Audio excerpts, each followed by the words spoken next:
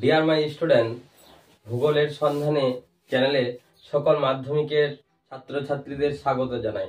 আমি আজ তোমাদের মাধ্যমিকের দ্বিতীয় অধ্যায় যে বায়ুমণ্ডল যে টপিক আছে সেই বায়ুমণ্ডল সম্পর্কে আলোচনা করব। চলো দেখিনি এই বায়ুমণ্ডল জিনিসটা কি। তোমাদের কাছে অনেক কঠিন মনে হতে পারে, কিন্তু বায়ুমণ্ডল কি দেখো, আমি বোর্ডে লিখেছি বায়ুমণ্ডল, এটা দ্বিতীয় অধ্যায় মাধ্যমিকের। তোমরা অনেক ছাত্রছাত্রীরা এই বায়ুমণ্ডলটাকে অনেক কঠিন মনে করো, তো এই বায়ুমণ্ডলটাকে যদি তোমরা ভালোভাবে পড়ে নাও তাহলে আশা করা যায় সহজেই তোমরা এই বায়ুমণ্ডল সম্পর্কে জানতে পারবে। বায়ুমণ্ডল কি দেখো, মাধ্যাকর্ষণ শক্তির প্রভাবে আমরা দেখি যে মাধ্যাকর্ষণ শক্তির প্রভাবে যে পৃথিবীকে যে বেষ্টন করে আমরা যে আকাশ দিয়ে তাকালে দেখতে অদৃশ্য দেখতে পাই, তাই না?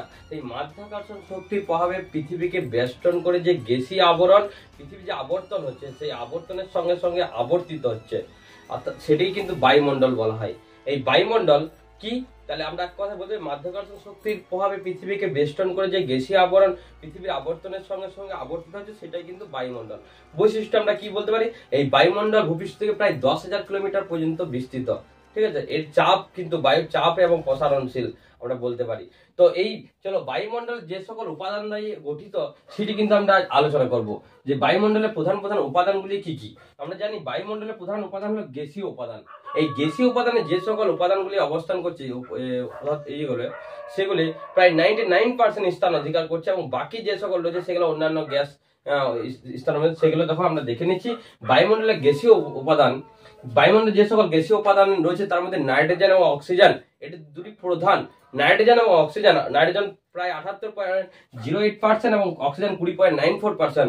এই দুটি আরেকটা দেওয়া আছে দেখো অর্গান আর কার্বন ডাইঅক্সাইড, এই চারটা মিলে বায়ুমণ্ডলের প্রধান উপাদান হলো নাইট্রোজেন এবং অক্সিজেন, এটা 78.08%, অক্সিজেন 20.94% এবং আর্গন আছে 0.93% এবং কার্বন ডাইঅক্সাইড 0.033%। এই যে উপাদানগুলি নিয়ে প্রায় 99.99% স্থান অধিকার করে আছে গ্যাসীয় উপাদানগুলির মধ্যে গ্যাসগুলি, এবং বাকি যে সকল রয়েছে নিষ্ক্রিয় গ্যাস সেগুলো দেখো আমি দেখিয়েছি নিয়ন, হিলিয়াম, ক্রিপ্টন, জেরন, এইগুলো নিয়ে বায়ুমণ্ডলের গ্যাসীয় উপাদানটা কিন্তু গঠন করেছে।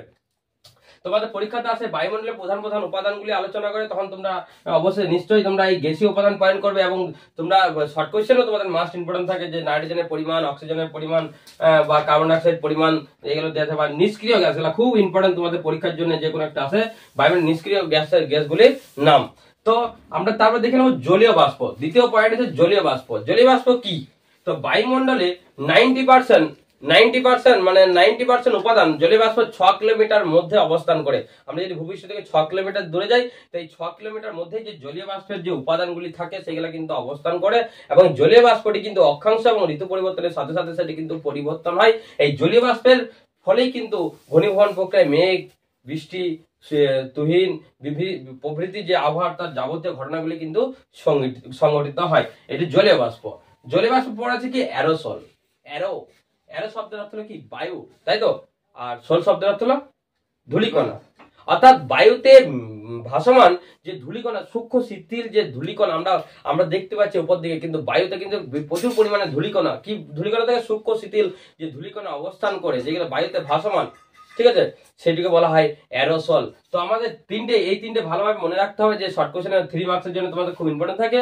বায়ুমণ্ডলের প্রধান প্রধান উপাদানগুলি আলোচনা করো, তাহলে আমরা গ্যাসীয় উপাদান, তাহলে জলীয় বাষ্প এবং অ্যারোসল, এই তিনটি পয়েন্ট যদি আমরা ভালোভাবে লিখতে পারি তাহলে আমরা সহজেই কিন্তু এই 3 মার্কস পেতে পারি।